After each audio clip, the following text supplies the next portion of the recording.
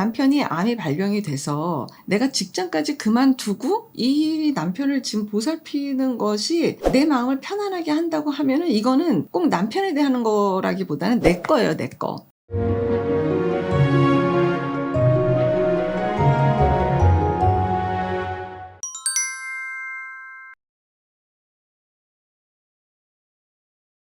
안녕하세요. 이주은 부부상담 원장 이주은입니다. 사례를 보겠습니다.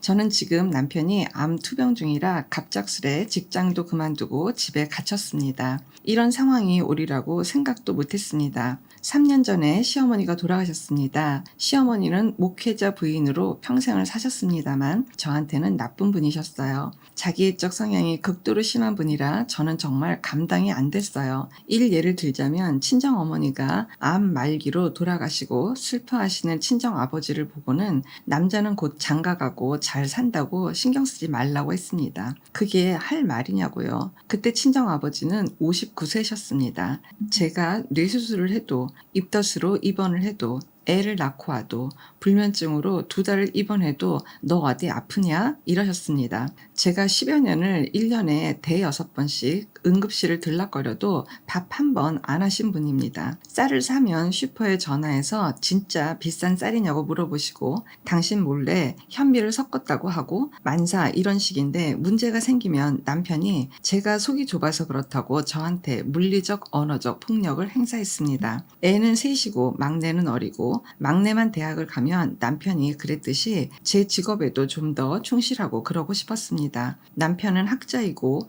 그 분야에서 잘 나갑니다. 남편은 아파서 누운 저에게 저녁은 안 해도 돼. 난 나가서 먹을게. 엄마는 아무거나 드려. 라고 나가버립니다. 저는 류마티스와 섬유 근육통이 심해서 정말 아프거든요. 왜 그랬냐고 했더니 몰라서 그랬대요. 저는 그 당시에 일어나지도 못하고 몸이 퉁퉁 부어 있는데도 나중에 해준다고 했어요. 그러면서 머리 아프면 주말에 혼자 휙 나갑니다. 시어머니와 어린아이들을 저한테 맡겨놓고 자기는 여행을 얼마 못 다닌다고 투덜투덜 불평하면서 휘휘 돌아다니다가 옵니다. 애만 크면 시어머니만 떠나면 좀 자유롭게 살리라 했더니 덜컥 암에 걸린 남편 하루 5끼 밥하느라고 직장도 끝났습니다. 평생을 같이 산 사람이니 아픈 것이 안 되어 보이고 어서 낫기를 기도하고 최선을 다하지만 겁이 더럭 납니다. 거센 시어머니 수십 년 모시고도 네가 한 게 뭐냐 했던 남편이 또 너가 한 게 뭐냐 하는 소리를 할지도 모른다는 생각이 듭니다. 얼마 전 남편이 그러더라고요. 자신이 완쾌하면 저를 구박하지 않을 거라고요. 그 말을 듣고 나니 무서워졌습니다. 이 사람은 나를 구박할 생각을 했구나 하는 생각이 듭니다. 이젠 환갑도 지났고 노후를 의미 있게 보내고 싶은데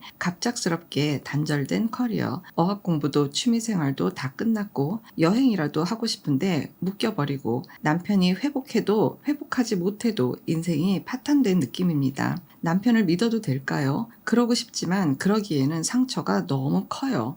라고 글을 주셨습니다. 정말 어떻게 위로를 드려야 될지 모르겠어요. 더 어떻게 말씀을 드릴 수가 없을 정도로 너무 괴로운 시간을 보내신 것 같아요. 암이 어느 정도의 암인지 정확한 정보가 지금 없어서 뭐라고 제가 말씀드리기는 되게 조심스럽기는 해요. 근데 저는 오히려 지금 이 사연자분은 정확하게 개인 상담을 좀 받으시는 게 훨씬 나아요.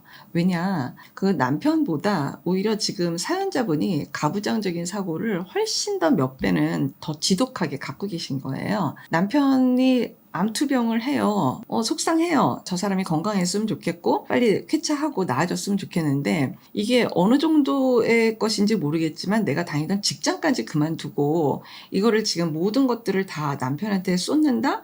이게 과연 가능할까? 그러니까 예를 들면 부인이 아픈 거에 대해선 그동안 해왔던 남편의 어떤 태도와 생각들이 있잖아요. 그럼에도 불구하고 나는 이렇게 남편이 아픈 거에 대해서 내가 직장까지 그만두고 할 정도로 나는 내 직장에 대한 애정이 어느 정도 있었던 걸까? 내 직장을 내가 얼만큼 소중하게 여겼던 걸까? 이 생각도 좀 해보실 필요는 있을 것 같아요. 남편이 암이 발병이 돼서 내가 직장까지 그만두고 이 남편을 지금 보살피는 것이 내 마음을 편안하게 한다고 하면은 이거는 꼭 남편에 대한 거라기보다는 내 거예요, 내 거. 왜 이렇게까지 내가 해야 된다고 내가 생각을 하는지 내 쪽에 훨씬 더 불편함을 느낀다라는 사인 같거든요. 이런 것들이 다 지금 부인 거예요. 요즘은 암이 옛날 암 같지가 않아서 모든 끼니를 다 이쪽에서 다 해주고 이래야 되는 거 아니거든요. 오히려 본인 끼니를 챙기기도 하고 이제라도 아내가 소중한 거를 이제 좀 더 돌아보면서 아내와 관계를 좀 더 돈독히 할 생각도 해보고 이런 여러 가지 것들을 남편이 생각할 수 있는 좋은 기회가 될 수도 있는 거예요. 그런데 내 쪽에서 모든 걸 다 포기하고 뭐 여행도 포기하고 뭐 어학도 포기하고 모든 걸 직장도 다 모든 것들을 포기해서 내가 남편한테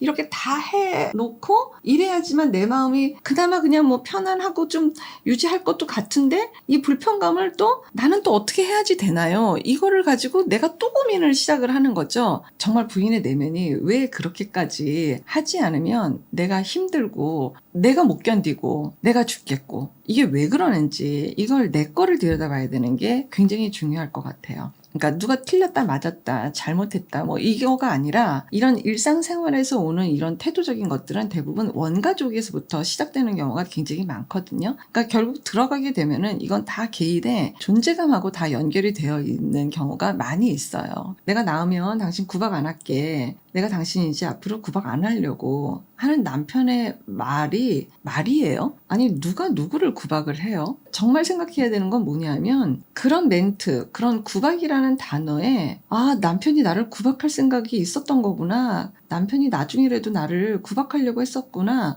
이렇게 생각하는 부인의 심정이 저는 그게 미치겠어요. 너무 속상하고 안타까워서. 이렇게 생각할 수밖에 없을 만큼 부인 스스로가 나 자신을 어떻게 여기고 어떻게 대하고 있다라는 것도 느껴져서 그게 너무 속상한 거죠. 나 스스로를 이렇게 대하고 있는 이유가 뭘까? 원인이 뭘까? 이거를 찾아서 그게 통찰이 되고 정말 깨닫는 큰 자원이 되셔야 되는 게 이 사연자분한테는 몹시 필요해 보이는 거예요.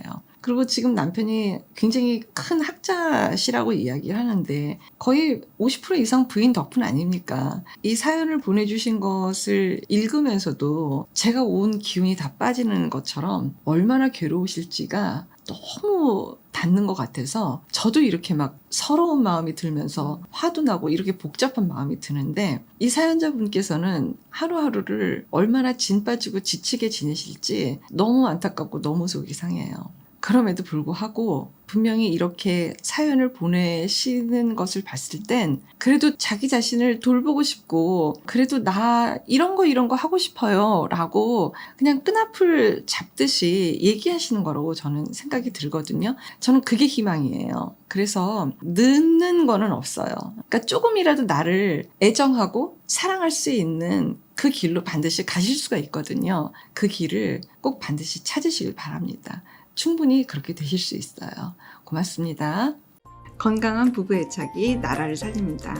오늘도 영상 시청해 주셔서 감사합니다. 고맙습니다.